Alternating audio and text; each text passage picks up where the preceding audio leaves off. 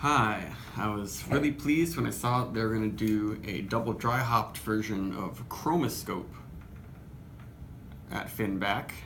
Chromoscope double IPA was one of my favorite double IPAs I ever had last April.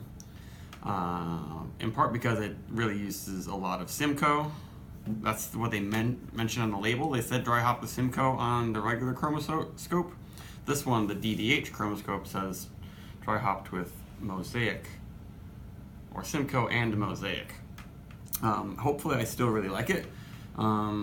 Mosaic isn't always my favorite hop these days, but I'm expecting great things.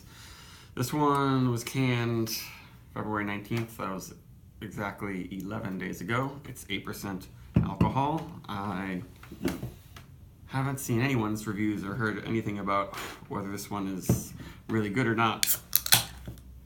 Hopefully it lives up to my expectations.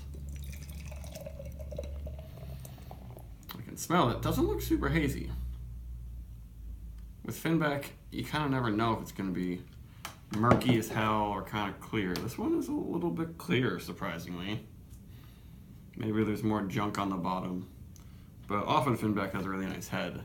But they just do all sorts of different IPAs. It's almost always a brand new batch, and it's not like they're just taking a base and dry hopping with different hops. They seem to vary in alcohol content widely, and I kind of like that. That makes it a little more exciting, but I also don't know what to expect. And this one is one of the most clear Finback double IPAs, or IPAs in general, that I've seen. And the aroma is not gigantic. It seems like it's pretty different from last year. I should compare my video and reviews and pics of it from last year, but it seems to be a little bit different of a beer. Maybe primarily in the appearance, but the aroma is nice. I definitely get Mosaic and Simcoe. It has that nice wild berry, granola, Honey Nut Cheerios thing going on with some grapefruit, but it's like really big on the berry aroma. Really sweet, almost it smells like Fruity Pebbles. Kind of purple drink a little bit. It's a pretty nice aroma, but it's not really juicy, I wouldn't say. It's not really... I mean, I guess there's some pineapple-y qualities about it, and peach. And it smells pretty sweet. To get a lot of candy, cotton candy type things.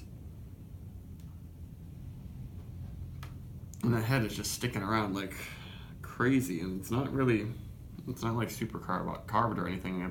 I don't really see any bubbles at all going up in there.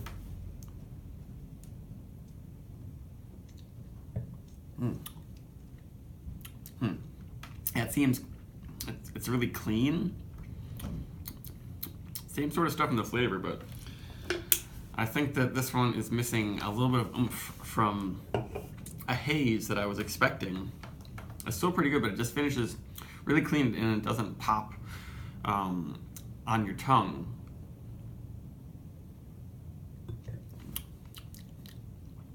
And there's a little bit of a booziness,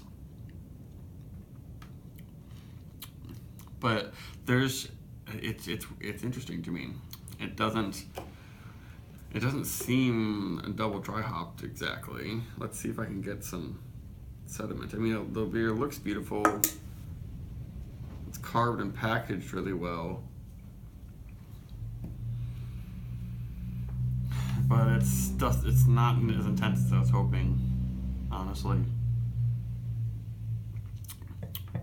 Pretty easy to drink, but it's missing that pop explosion of fruitiness and juiciness in the flavor. The aroma's pretty good, but still not that big. It doesn't have a depth of wild, juicy, fruity hoppiness, basically. I guess I would probably recommend this one.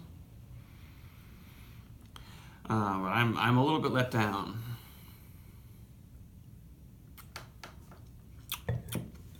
Because in the flavors, it just continues what it has in in the aroma, but it's a little mild. Like I just had Toppling Goliath beer, just did a review of it. It was their Mosaic, their IPA, much lower alcohol, and that one had a little bit more of an intense aroma and all this stuff. For this one, it reminds me of a lot of like Northeastern IPAs before the haze craze had set in. Really, really low in bitterness. Really easy to drink, but it doesn't have much dankness. It doesn't have a green aspect. It doesn't have a lot of different fruits. It's just it's very candy-like. Candy fruits and the fruits I mentioned, but it's not thick on the tongue. The finish is really short. Like I'm not even tasting that much beer now after having a sip, 30 seconds ago. It just doesn't have a depth and intensity of flavor that I was expecting.